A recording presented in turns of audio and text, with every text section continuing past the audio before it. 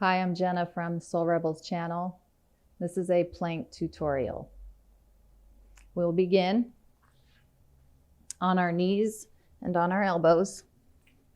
Clasp your hands together in front of you.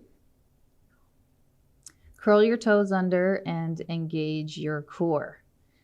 You want to push those knees up and get your body in a straight line from your head to your heels. Stay looking at the ground, and you want to try to keep your shoulders back.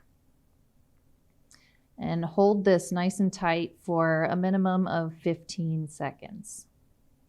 And you can work your way up to longer hold times as you get stronger. And when you are ready to release, just lower your knees to the ground.